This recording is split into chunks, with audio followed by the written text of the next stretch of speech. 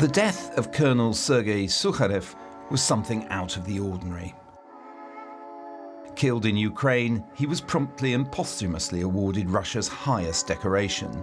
The military TV channel covered his funeral, and his eulogy was given by a deputy defense minister. Sergei gave up his life for the future of our nation, a future without Nazism.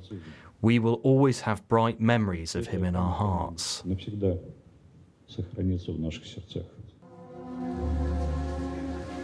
Sukharev fell at the head of his regiment, an elite unit of the airborne forces, and their story is a parable of the wider failure of the Russian army in this campaign. What we've done is to comb through Russian media, social and journalistic, to find out more about Colonel Sukharev's regiment and what's happened to it in Ukraine. We've also looked at the soldiers' home community, the town of Kostroma, to see their reactions. And there's a surprising amount that can be found out through those open sources. Sukharev took command of the 331st Guards Parachute Regiment 6 months ago at their barracks in Kostroma, 300 kilometers northeast of Moscow. He'd served with them before, actually during Russia's 2014 intervention in the Donbass. Their motto is, nobody but us. The unit has taken part in many Red Square parades, as well as Russian campaigns of recent years. The regiment's a showcase for the professionalization of the army, and this is their recruiting film. It's more than a job. It's an exciting life. It's a unique opportunity to test your limits and see the world. The soldierly qualities of service are emphasized. It's a regiment of contract or professional soldiers, supposedly better than conscripts. At a recent competition for its companies, they were described as an elite. Currently, there are best of the best in service, of all the units, of all the academies, of all the airborne forces. Its summer open days, covered by Kostroma's local channels, show how the regiment is bound into the community. And indeed, it is these families who more recently have been anxiously awaiting news from Ukraine. It's like a family tradition. We get together every year to celebrate with friends. When the Kremlin started its military pressure on Ukraine 1 year ago with manoeuvres in Crimea, the 331st took part in the war games. Being an air-portable, rapid deployment force, they were soon flown back to base and didn't join this year's pre-invasion build-up until very late on. In January, they even managed to deploy some troops on an emergency mission to help save the government in Kazakhstan.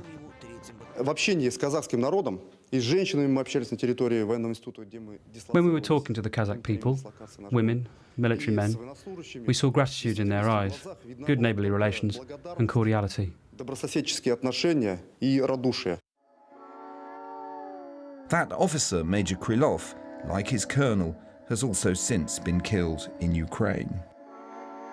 The deployment of the 331st from Kostroma, northeast of Moscow, to Belarus didn't happen until February. One of its soldiers noted on social media that he was going to Belarus for work. Once there, they became part of a larger airborne task force that was given the mission of driving south towards Kiev, linking up with some other air-landed troops at Hostomel Airport on the way. From the first day of the invasion, the fight around that airfield turned into a slugging match.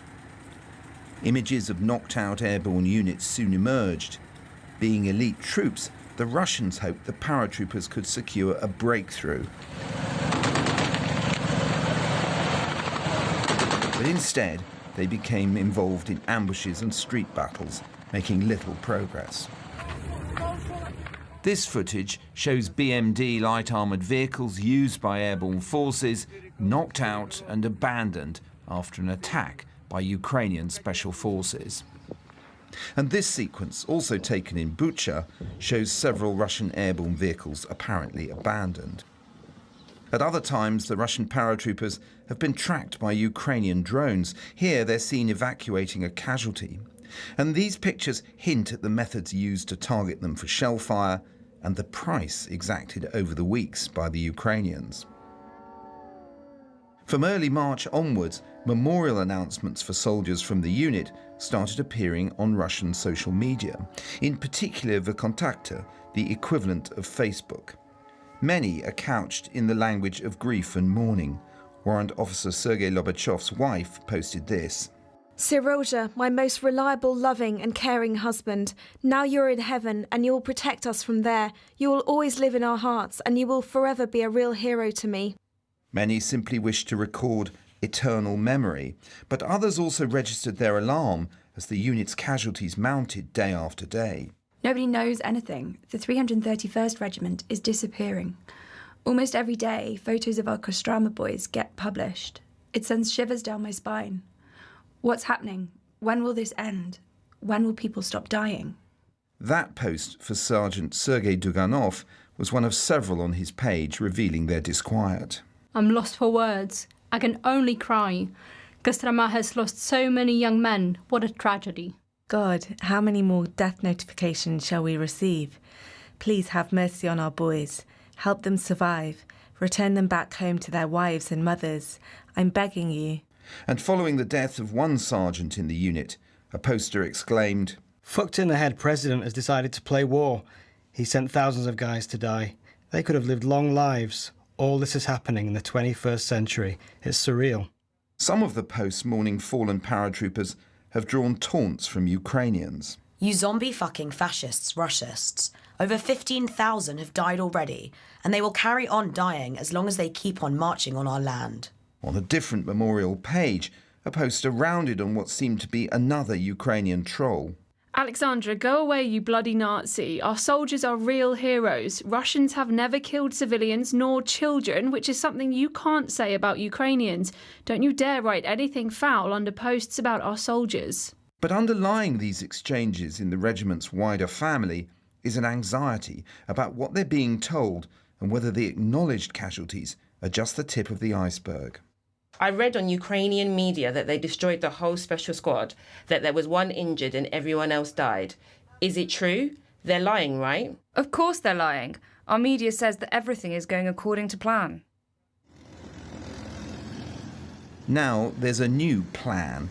With the announcement of a drawdown around Kiev, elements of the airborne task force were on Tuesday filmed withdrawing back into Belarus.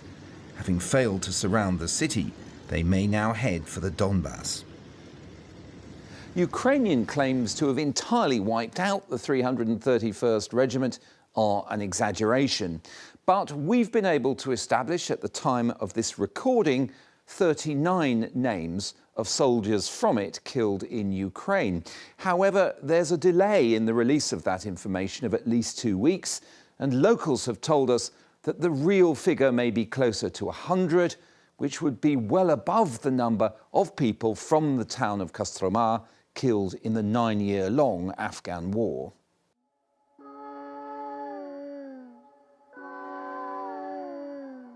Factoring in the badly wounded, missing and prisoners, the 331st, around 1,500 strong, may have suffered casualties of around 1/3 of its strength in a few weeks of war.